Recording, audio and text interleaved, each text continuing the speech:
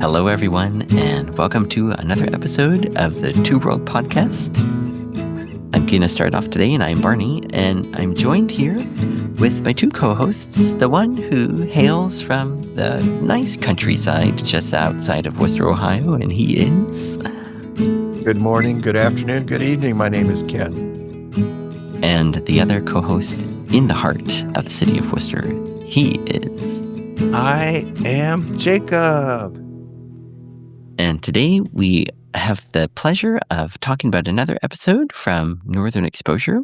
We're going back to season 4 today. It'll be episode 8 called Thanksgiving. And I think at one point in time, way long ago, near the beginning of this, or maybe even when I was just kind of talking about Northern Exposure on an episode, I mentioned how they do every season, every holiday, I think, but they just do it once. So some sitcoms, some shows, they visit a holiday every season, especially Christmas. I can think of another, Frasier comes to mind. Frasier always has a Christmas episode, and Frasier also always kind of has a Thanksgiving episode. And as I watched this episode from Northern Exposure about Thanksgiving and thought about how do we treat Thanksgiving in general, because near the very beginning of the episode, Joel is excited about Thanksgiving because he says it's for everybody.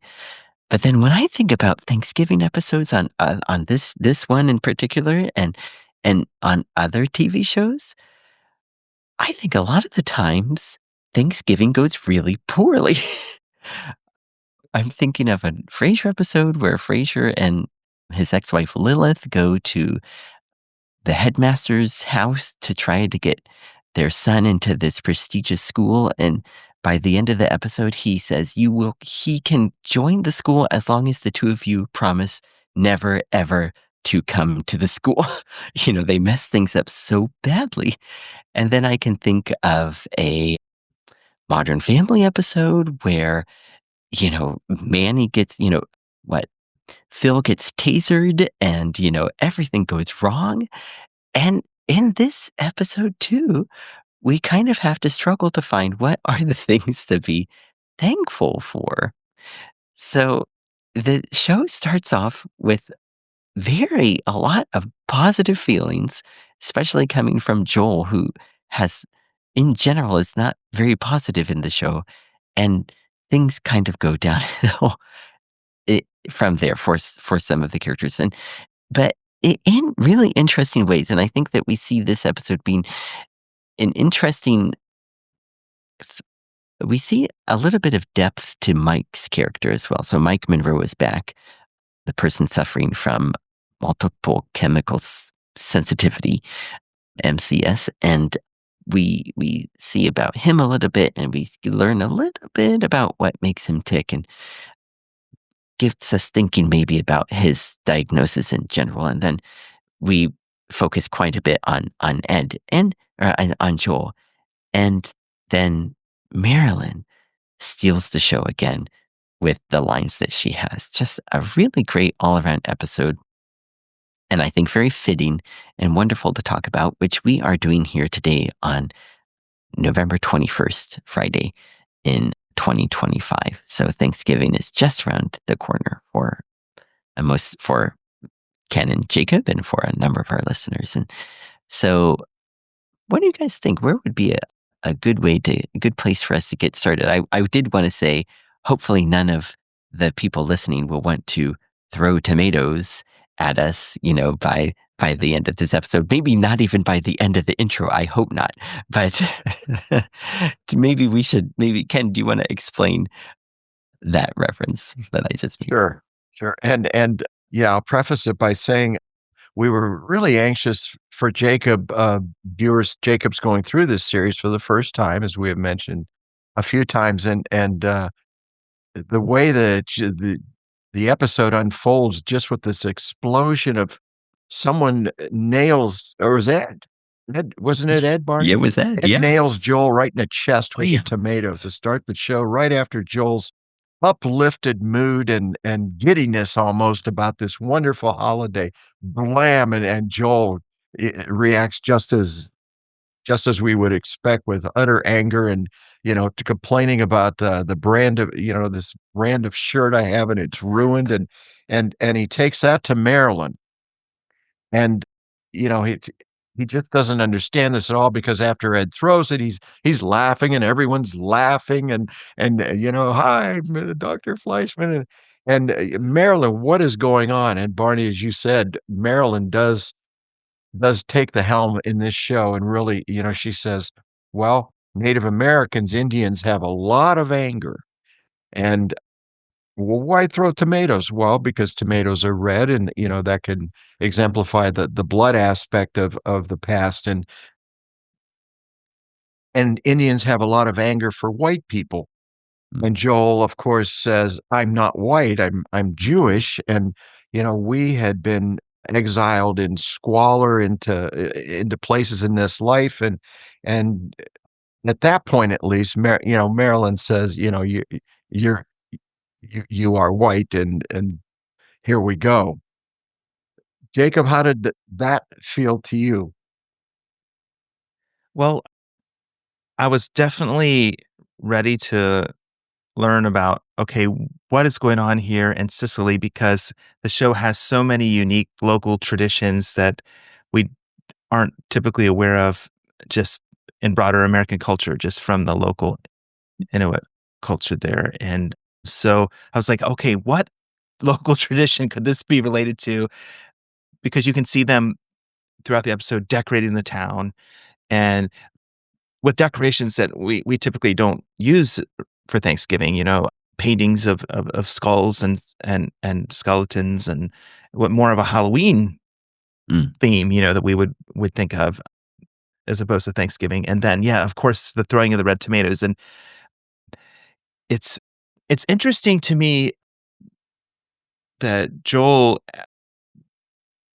I don't know, is kind of our entry point into that tradition because I feel like Joel is a perfect character to like really ask the question, what how should we be in this time of year? Because I think he is actually kind of a lot of times he takes a lot of things for granted. Not to be too hard on him, but he's not his posture generally isn't one of thankfulness. I think he's often very unthankful and complains quite a bit about his lot in life. And so to highlight the entry point to this episode on Thanksgiving in a lot of ways with him was like, oh, how does it look for a person who generally has a posture of ingratitude or tends to be, complain and not be happy with their life?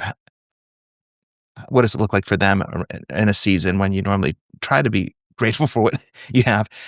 But then, like, to put that across the cross-cultural moment of, like, for the local population, the native population, when they think of Thanksgiving, their history is one of this group coming and bringing disease and, like, changing their life and dynamics and history and, for the worse. I mean, taking up involving so much loss.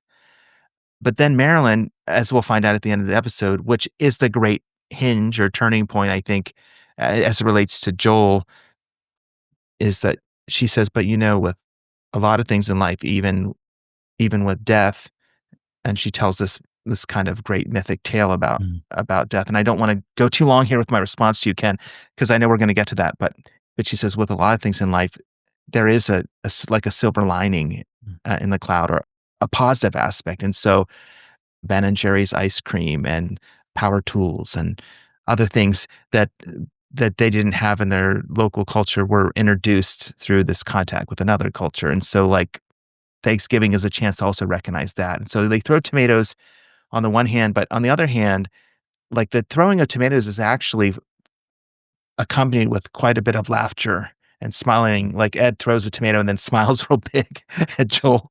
And it's like both this kind of sign of, like, getting this off our chest, like, for the bad, but there's a playfulness too, and, like, there's also a Thanksgiving aspect of the good that they have been able to find too in the story.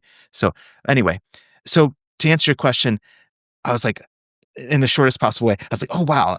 I wanna dig in and find out more what's going on here, like, what are the traditions?" So, this throwing of tomatoes, this decorating, and then we'll find out later this Mm. parade? What is all this about? Mm. The parade being called the Day of the Dead parade, which, you were explaining, felt like Halloween, sure. Mhm. Marty? Yeah, when he I guess, just to add a little bit more to what we've just been talking, it was just seconds after Maggie said, "I don't know if I can get used to this side of you, Joel, this really cheerful side," and then wham.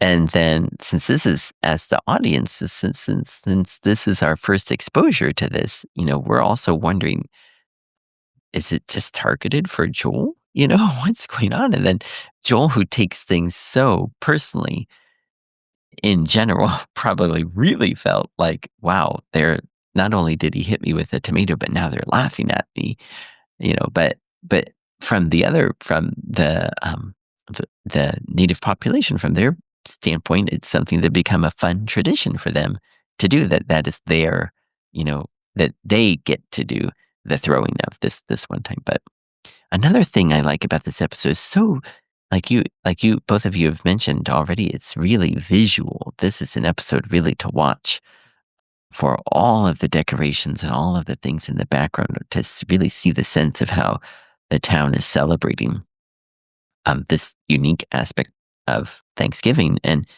it's also interesting reminder how, Thanksgiving, we often think, things that we're thankful for, and we think of the pilgrims, but here's the other side of the story. The Native Americans were the ones that made it so that the pilgrims had something to be thankful for in the first place.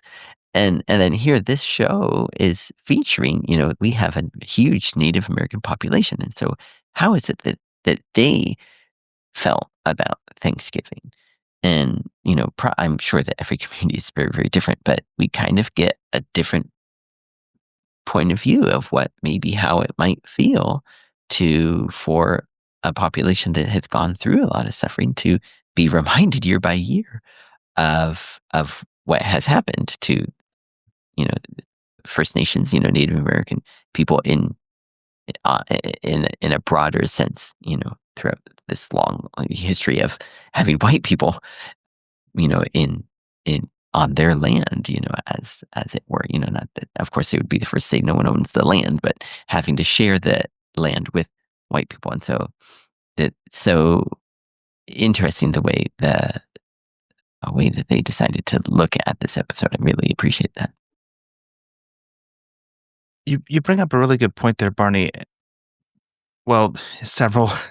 I think, yes, absolutely. The episode speaks to like a larger reality of about like a civilization's sense of like justice and consciousness and the burdens of tragic things that have happened in their history, and then like how is that remembered?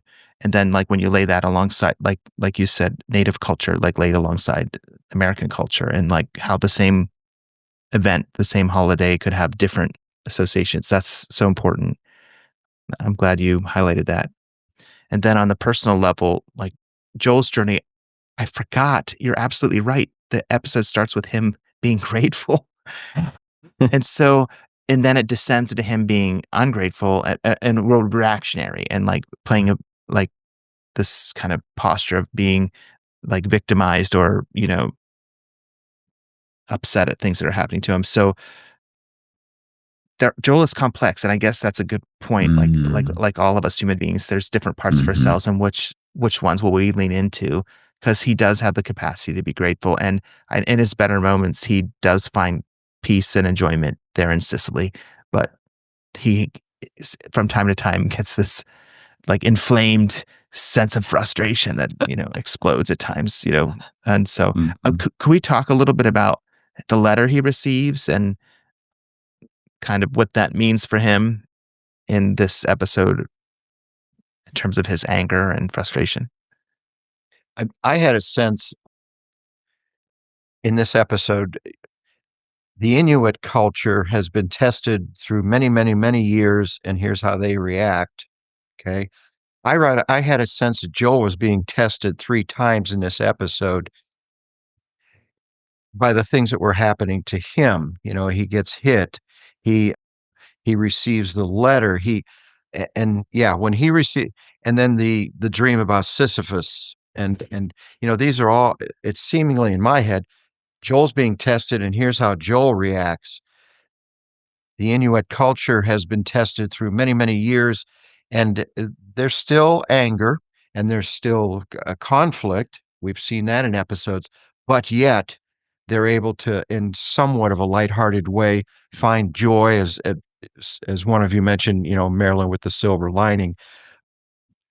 But Joel, being the complex character he is, yeah, he gets the letter that says he's sequestered in Alaska for yet another year.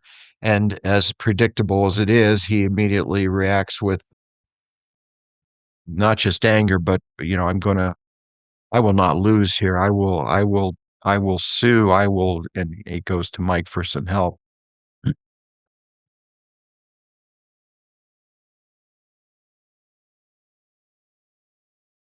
Yeah, it's like his he views his time eh, there in Alaska as like a waste. Like he's like 5 years of my life, like half a decade, like I could be doing something else. And I don't know, you guys know the arc of the story so well, and you could speak to this. I don't know it well enough yet, but like where he ends up, I don't know if he kind of grows to appreciate more his time that has really been a gift. Like he's learned so much about himself and about other people from being there. I wonder if that will ever happen for him or not.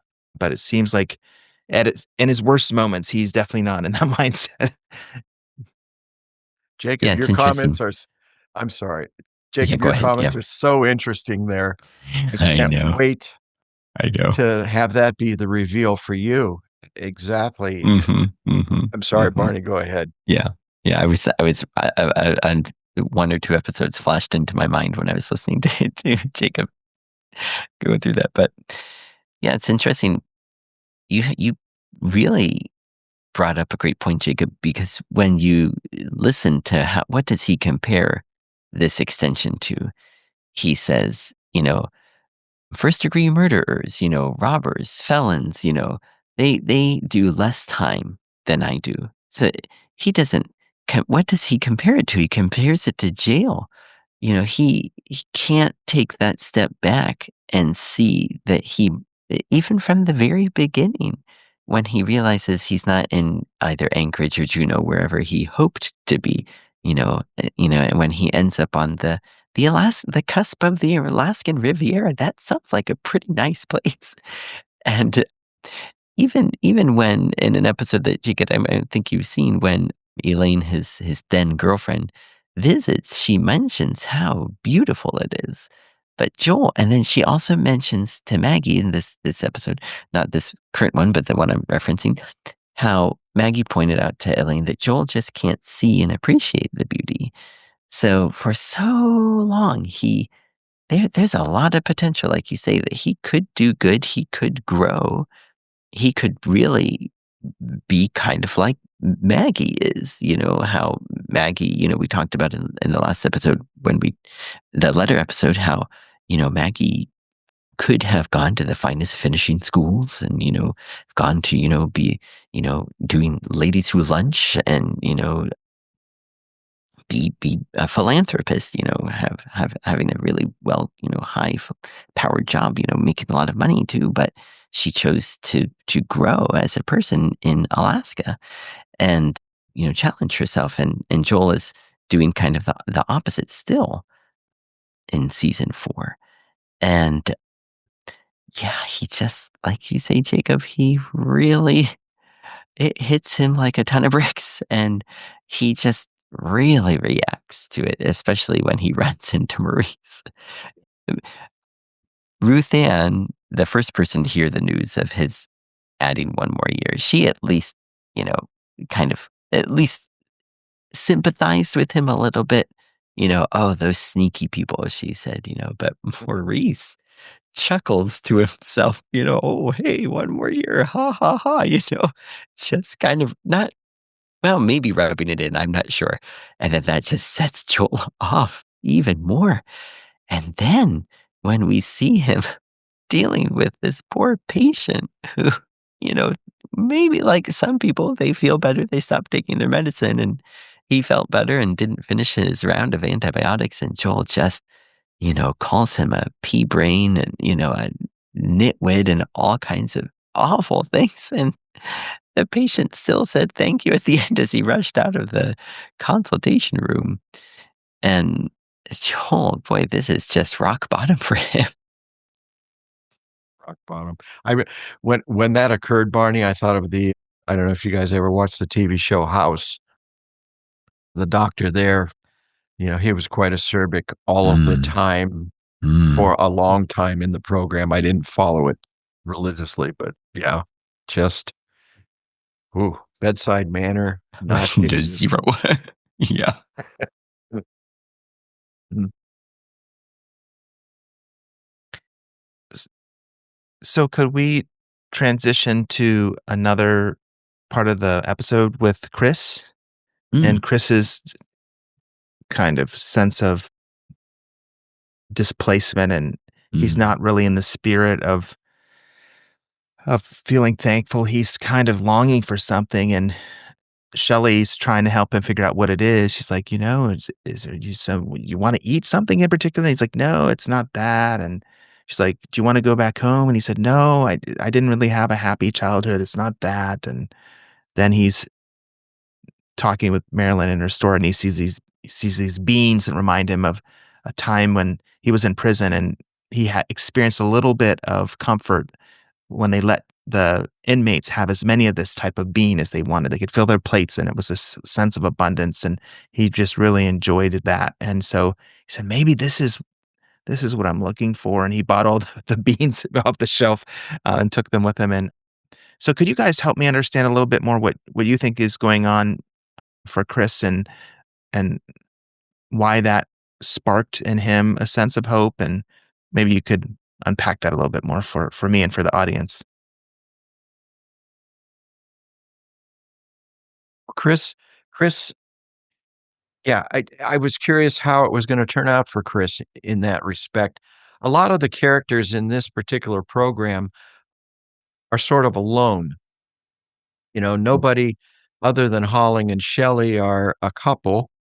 So, Chris could feel very alone. Maurice, I thought they might have even done a little more with him Mm. because he tends to really feel isolated at times, even though he has the money and he has the house. But I loved the development of Chris in this episode where he did eventually come to the point where he knew what he was missing and he was very thankful for the experience he had in the joint, and I felt him to be the most thankful character in this episode, and we can elaborate a little bit more how it went down for him to really fully realize the thankfulness that came to him. Barney, I'm sure you have. Yeah, because at near the beginning of the episode, when he's talking about Thanksgiving on the radio, it sounds like he's really in the spirit of it, and that he's, just, hey, he's as thankful as we are. He is the way that we are when Thanksgiving's coming around, but yeah, we realize there's something missing, and I like the way he says, there's a hole in here that you could throw a cat through, when he's thinking about what is it that he's missing, and then it's neat the way it dawns on him when he sees these industrial sized cans of beans, and he says, sodium lights, and Ruth Ann says, "What's that?" And then he says, when in Thanksgiving, it started to get dark early, and so then in the mess hall, or I guess in the cafeteria, I guess, they lit the place with sodium lights, which I don't really have a good personal understanding of what how those are, but anyway, he says to her, he says, "I was missing the joint," and especially in comparison with how he said his home life was, when he was talking with Shelley, and then I realized, myself, I can relate to that. Where is it that the times when Thanksgiving, you see Thanksgiving is coming around, and you have a lot of happy memories. And then in my situation too, I'm removed from being able to celebrate Thanksgiving with my family, with my parents and siblings, and nephews and nieces and nephews and whatnot. But and at the time, I could never take time off to even go back if I wanted to. I do want to, but I can't get it. And so what is it? It's you really feel something missing because for so many times, either in my case, growing up, have a lot of memories and the good memories of Thanksgiving. Then Chris too, finally, probably in his case, Thanksgiving was nothing special at all for him. Strangely enough, until he was in jail, and then he kind of had a way to look at Thanksgiving as being recognized as something special, even for the inmates, because it was such a nice, different day from what they were used to. And like Jacob said, it's a time where he said, the warden even recognized that even for inmates, there's a time for overindulgence, when they can kind of feel like normal people, I would think, be treated as everyone else would be treated, be have access to what everyone else would have access on Thanksgiving, in a way. And that probably has such a in comparison with how he grew up and then from after leaving jail, the way that his life, took a great turn, then that probably had such a real impact for him. And then, even then like you said, Ken, how everyone's alone, he didn't have from there, like he probably didn't really make so many Thanksgiving memories that were so close, and then think that he realized that was what he was missing. And yeah, it's great how he is able to connect with the people in jail, and as he reminisces about all the interesting things that happened, like someone someone, kind of every reminiscent every memory he shares is in a real positive way that he shared, and I remember, when so and so stabbed this other guy because he took some of his yams, wait a minute, that's kind of serious, but for him it's like probably, hey, that's just one thing that might happen, but Mhm. and then he gets to reminisce and catch up with some of the people that he did time with, and that really fulfills him and makes him feel thankful. Barney, if I could, in lieu of virtually everything you said, if I can ask you on a personal note, now that you live in Japan, you've been there a while, when the Thursday of Thanksgiving comes around, what does that feel like for you? Do you think about it a lot? Do you wake up in the morning and say it's Thanksgiving? How does that work for you? Yeah, I can sense it. I always think, "Oh, yeah, people are getting ready for Thanksgiving," and if I were home, because it would be, it's my evening then, so, I look at the clock and, like, 9 o'clock at night, and I'm like, "Oh, 7 a.m., people are starting to cook the turkey and everything, it's going in the oven soon," and while I'm asleep, there'll be football games, and, I just wonder what everyone's doing. And then, of course, I used to, for a number of years, I used to say, wouldn't it be okay if I just like called you guys? And then they're like, well, and I was like, but I know it wouldn't really work out because, when I would be able to call, everyone would be so busy cooking that they wouldn't really be able to concentrate on chatting with me anyway. And then I would be asleep when they're eating. So that's, you feel it really does feel like everything's going on without you. You know, it's something that Mm. you kind of miss out on, especially having been able to experience it, then you know what you're missing. And then because of the time zone, then it's so hard to be able to be included in it anyway. So yeah, that's kind of how it feels. Well, thank you for that. That's Hmm. Mm. Is there a like a, substitute for Thanksgiving that that you experience in your context that mm. it might be a different time of year where you have a similar feeling of togetherness with family around a meal, or there is a focus on gratitude, or is there anything quite like that in the Japanese rhythm? Yeah, I was initially going to say New Year because that's when people tend to get together, but that then focusing like on gratitude is not, since it's the New Year, it's more focusing on, looking ahead more than anything. So there really isn't anything so comparable. Mm. And then the interesting thing when I was thinking about your question, then I thought, oh well, at the same time, the New Year, it doesn't mean nearly as much to me as it does to, my wife and to her family.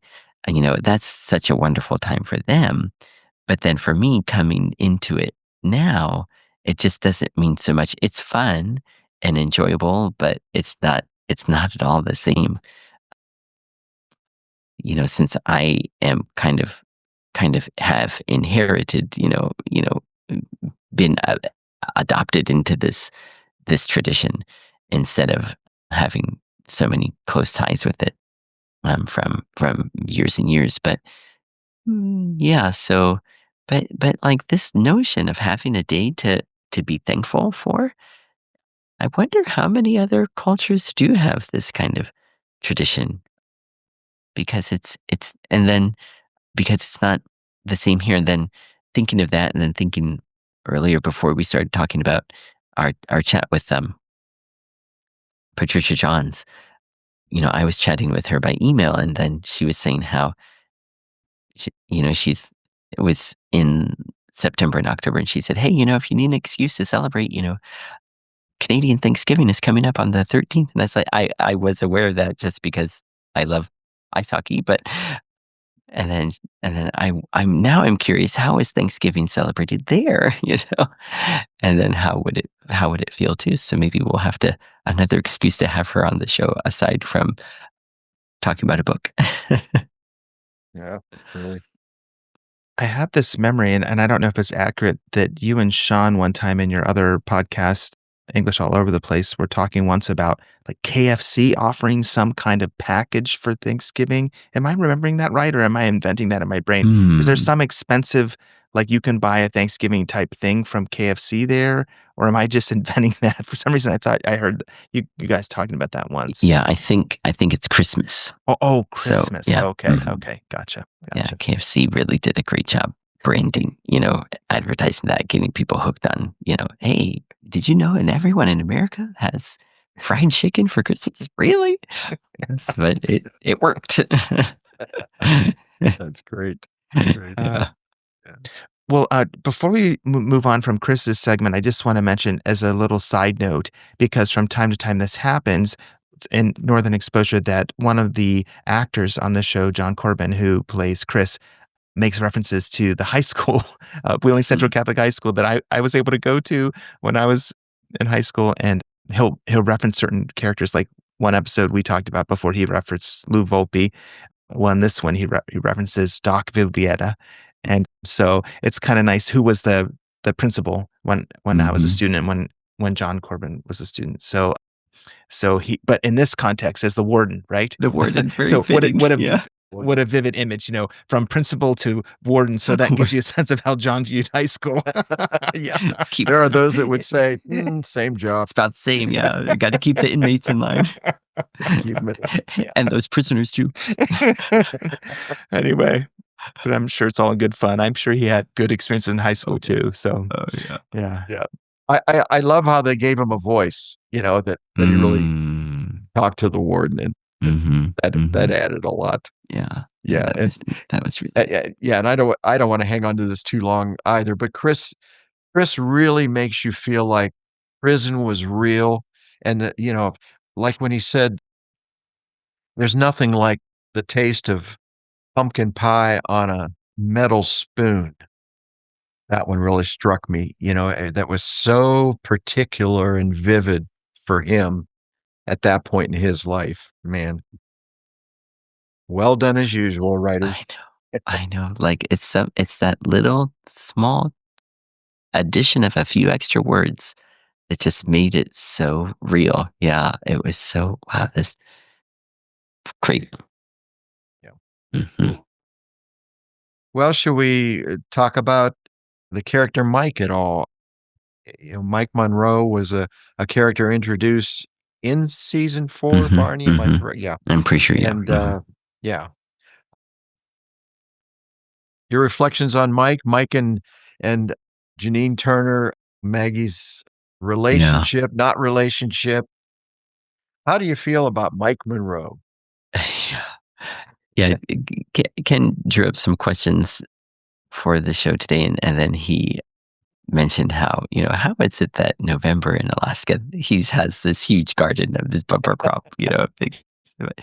Maybe sometimes I think maybe it could be because they're on the cusp of the Alaskan Riviera, and then sometimes I kind of see Sicily as kind of like a brigadoon, it's like this magical place that appears, every once in a while. But and then also I think it's the scene where just before Joel arrives, it's one of those blink and you'll miss it scenes where two of the Native American population are getting tomatoes from Mike. And one of the guys, I don't know if you caught this, is missing a finger. Oh, So no. yeah, he's holding a tomato, and I think it's his ring finger is missing. And I always thought, I was like, wait, did I see that right? And then rewind it and then pause it. It's like, oh yeah, this is interesting. This actor is missing a finger for some reason. Yeah. But I think that, at the beginning, when we first meet Mike, Joel, and then even Mike mentions this a few times that Joel doesn't believe in his diagnosis and thinks that he's faking it. And we kind of, in this episode, we kind of see Mike maybe is faking it as well, at least part of it. Because he and Maggie are, Maggie wasn't supposed from the very beginning. Maggie wasn't authorized to make deliveries, but Maggie's intrigued in Mike, and then she starts to really, they become good friends, and she really watches out for him and cares for him. And then in this episode, they start cooking together, and then they finally there's kind of a spark together with them, and then Mike has one of his reactions, and then that kind of fizzles out. But Yeah, and it's interesting when, Mike is wearing a suit later in the episode to kinda protect himself from the environment because he has is I guess we don't it's never fully explained. I didn't know if it was psychosomatic, but he has this strong sense of, like, the quality of the air and whether there's residual chemicals in the air that are from certain things, and anyway, and then they're at the meal, and he's reticent to eat any of the food, and then finally he's like, "Well, I know I'm gonna pay for this later, but mm, I'll just go for it." He starts eating and entering into the feast, and so I guess I kinda wondered, as we see the progression of the different challenges that the characters are facing, how by the end of at the feast, they come to a place of entering in, like mm, Joel in his discourse with Marilyn and getting to the place of entering in the feast, and then Chris and his journey with the beans and entering in the feast, and then Mike. Is that right, Mike?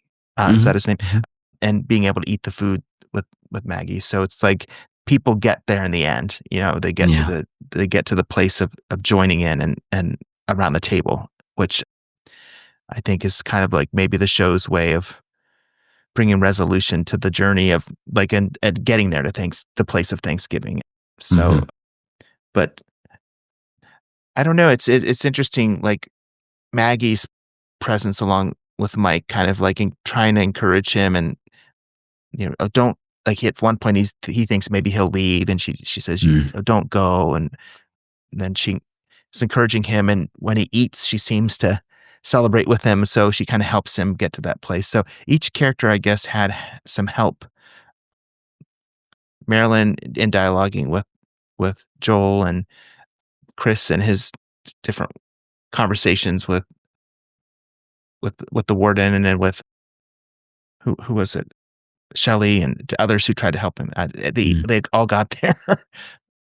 So I guess I kind of wonder about the role of I don't know if this is taking it in too far of a different direction, but the role of community, like there yeah, and in this episode in Sicily, like how other people help us get out of our heads. And I guess in a way, sometimes the woes that some of the characters experience are coming from the community, like Joel and getting hit by a tomato, but then the solution like the Ed throws the tomato, and that's, like, coming from a community member, but then the solution kinda comes through community too a little bit, like, Mm. people helping us, so, I don't know, did you feel like this episode speaks to that dynamic of community at all, or Mm. Well, first, I wanna say I've always struggled with the character of Mike. I think, Jacob, some of your observations help a little bit to give Mike's character a rudder. I felt often that he was sort of rudderless, fluctuating between I'm getting better, I'm not getting better, and what Barney mentioned about, was he faking any or some of it? And I don't know. I just had the feeling sometimes when the scene shifts to Mike, I would say, well, let's see what they do this time Yeah. with him. But he did, by engaging him in the final meal without his protection in a crowded bar, they gave him a sense of being part of the community as far as he would go, I think, or as far as they would have him go in this particular program. And I won't go any further than that because, Jacob, you might wanna see some more of what happens with Mike and what happens with their relationship and so on. Just one I've struggled with. Yeah. Mm. But Jacob, when you were making these observations about each of the three stories as well, I think you got it exactly. I didn't realize that. It didn't dawn on me that, these three characters are really struggling with something that primarily is something that they could change, that they would have power over if they wanted to.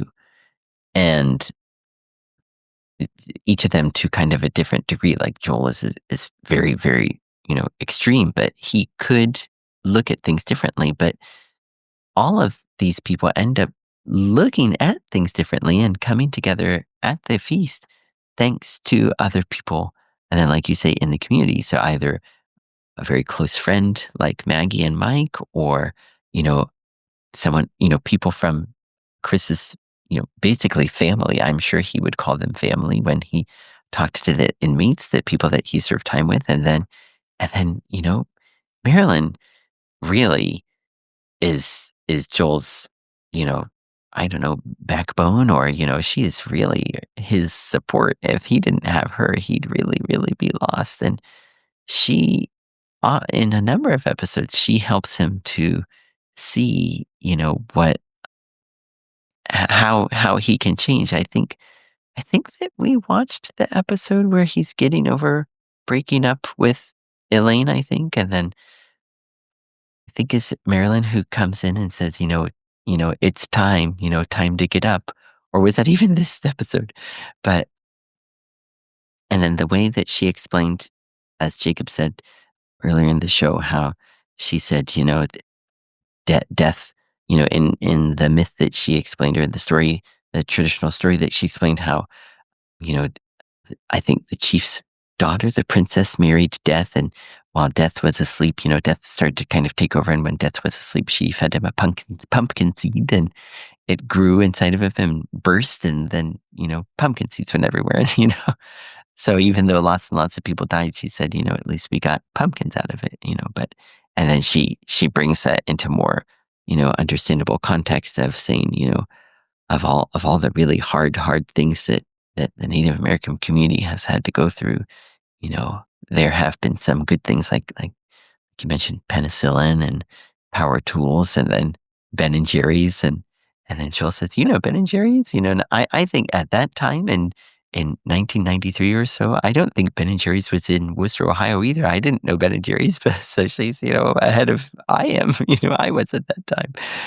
But yeah, these three characters with the things that they're really struggling with found what they needed by the end of the show, thanks to other people. And then maybe that maybe that's what the writers are trying to tell us to be thankful for.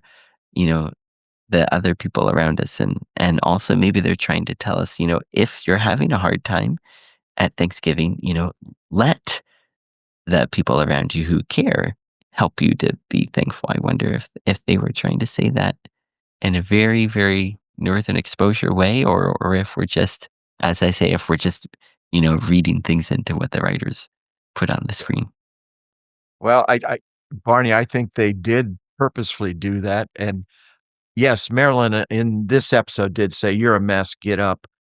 And then later on, and I think it's a direct reference to her background and or the Native American background, she says, "You have no hope, Mm, but you could now march in our parade."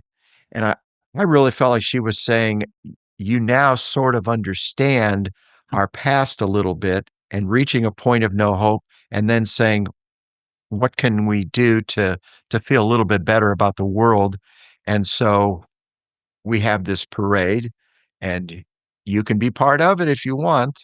mm, And and yeah. Joel does eventually be part of the parade.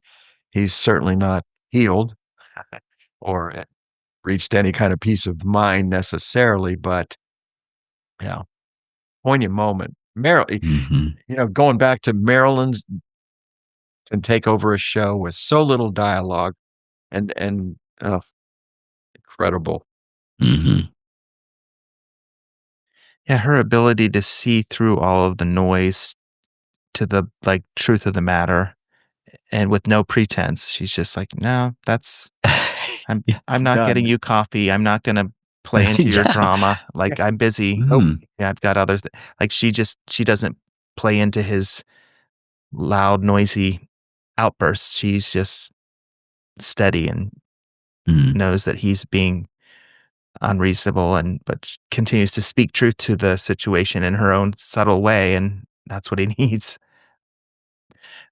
Would you guys indulge me for a moment to sometimes I like to think of Northern Exposure, the bigger arc of the story is like a parable and kind of lay it alongside like a certain theme related to faith or something like that. And I just wanted to quickly mention that in the Christian tradition, like the language for Thanksgiving in the New Testament comes from this often used Greek word Eucharistia. And the word has two parts. You at the beginning, which can mean good or well, and then the charistia part is related to the word charis, which means grace or gift, and the verb charizomai, which is to act with thankfulness or mm, act graciously.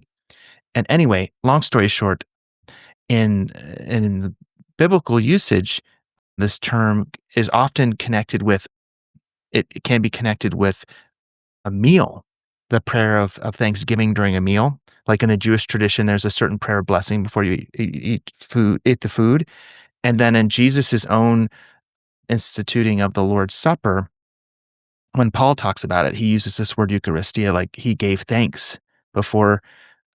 Actually, it might have been either in the Lord's Supper or when he was with the two disciples on the road to Emmaus, and they break bread, and Jesus gives thanks for the bread before they recognize Jesus mm, in that moment when he gives thanks and breaks the bread. Anyway, long story short, I'm trying to say that this idea of thankfulness in connection with eating a meal is connected with kind of God's grace and action towards us, and it becomes this theme in the Christian story that like our life should kind of be a response of thanksgiving and create space to thank God for the gracious gifts that God has given us. But then in the bigger arc of the Christian story, that all things are set right at the great meal at the end of time, at the great Lamb's feast, when we're gathered around the table and we can give thanks in God's presence in the ultimate sense when things are put right. And so when you lay that alongside the arc of the narrative of the story,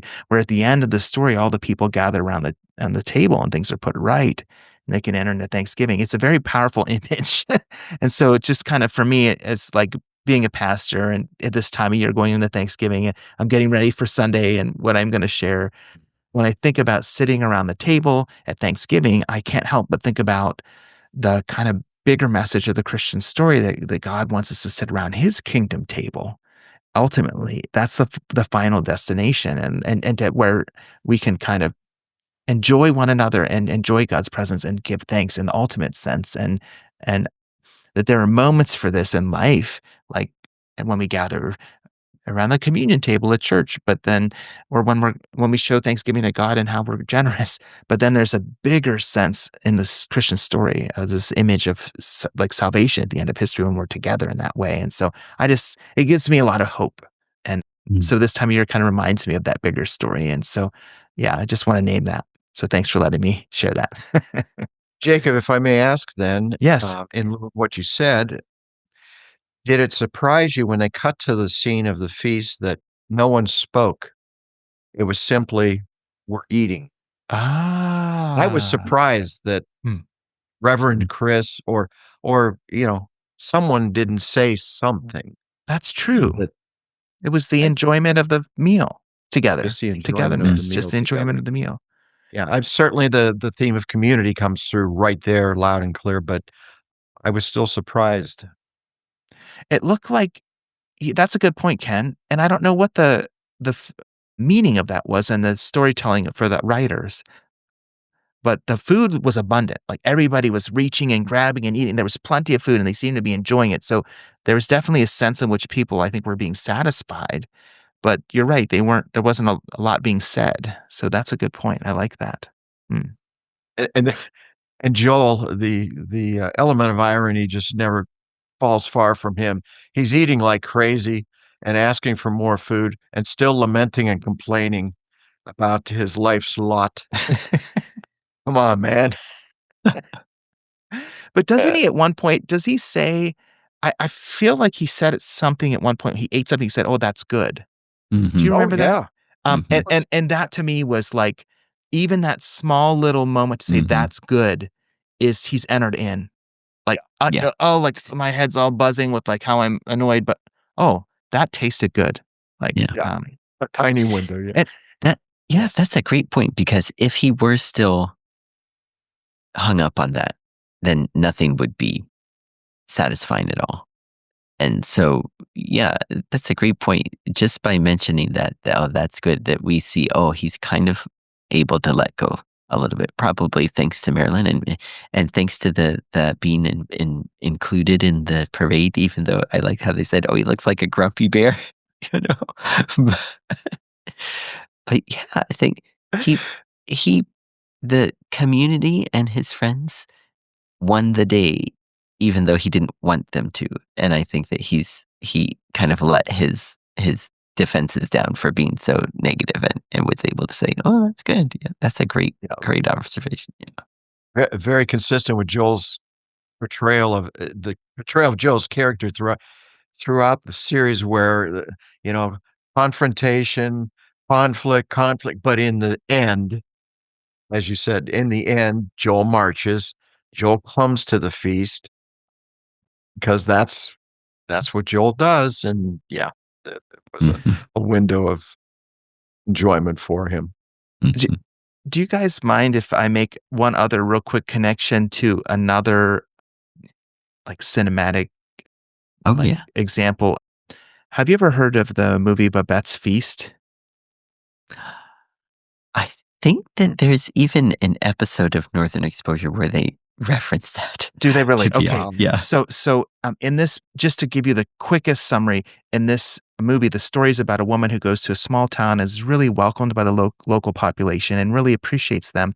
She's a world-renowned cook, like chef, and she lives a simple life among these people. It's like a small, simple town, and they have a very austere, like, spirituality, emphasis on simplicity. Like, you don't really cater to your comforts. You kind of live simply, and but before she leaves, she wants to thank the people in the town for their hospitality. So she puts this feast on, and they all are kind of unsure how they should respond because they have this like theology or this philosophy of like simplicity and like we don't focus on our worldly comforts. So they agree that they'll go to the meal, but they won't say anything about the food. So she puts together this amazing feast. She has all this food brought in from all these places around the world and makes it just as she was trained. And there happens to be a guest in the town when she puts on the feast who's eaten at the restaurant where she has made this food. And like, you know, you can tell they sit down and the people start eating, and you can tell by the expressions, never in their life have they had these culinary experiences. The food is like exploding in their mouths, but they can't say anything about the food because they made this agreement. So they're all like quietly sitting there, not saying anything, and like, talking about the weather. And this guy who's like been to this restaurant and he's so amazed and he's going on and on like, "Oh, this is so incredible." And he's like, what's wrong with you people? Why aren't you saying anything? But you can tell that the expressions on their faces like that it's incredible. So anyway, it was just kind of a funny connection in that the people are eating this really good food at the end of this episode and they're not saying much. In that Babette's feast example, like the people were eating this good food and couldn't say anything because they had agreed not to. But it didn't matter to the woman who was the chef because it just brought her joy to serve them and to give them Mm. the food. But it's kind of a funny parallel. Yeah, it is. Great story, Jacob. Makes me wanna watch it. Yeah, the fact that I've never seen the movie, but then have heard about it, I think that probably Chris has brought it up, maybe. But yeah, the way you described it, especially, makes me really curious about looking at that movie too. I think that really sounds good. Yeah, absolutely. Well, gentlemen, is there anything else we'd like to bring to the forefront in this area of the Thanksgiving episode of Northern Exposure? It was great discussing it with you guys, and from both of you, as always. I learned a lot about the episode that never dawned on me before, and saw different ways of looking at it. And it's really, as much as I like the show and like the episode, now I like it even more. Mm. I feel the same way. I can't wait to keep going and learn more about the characters and keep going on this journey. Each episode we do, there's a new lesson, and I appreciate the show more and more with each viewing. So yeah, thanks again, guys. Right. Well, as always, I am privileged to be in the company of these two gentlemen. Thank you, Barney, and thank you, Jacob, for your illuminations in this particular episode. I always learn a lot, and it's fun to listen to you and interact. To our viewers, thank you, and we appreciate you indulging us and hopefully enjoying our views and our reflections on this episode of Northern Exposure in the 4th season. And we look forward to our next Two World podcast, and see you then. Bye-bye.